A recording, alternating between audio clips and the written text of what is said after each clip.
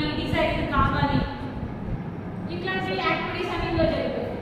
Body activities, breathing, heart functioning, etcetera మీరు ఏమైనా add చేయొచ్చు.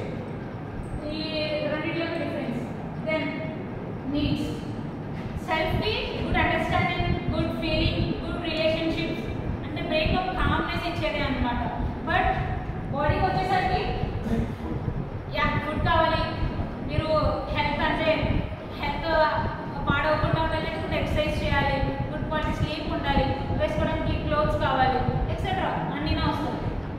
లాస్ట్ సెల్ఫ్ దగ్గరికి వచ్చేసరికి ఫస్ట్ మీకు ఏం కావాలి అని తెలుసుకుంటారు.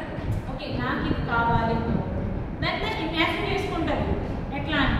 తర్వాత రికగ్నైజేషన్, ఈ రెండు అంటారు లాస్ట్ బాడీ చేస్తారు.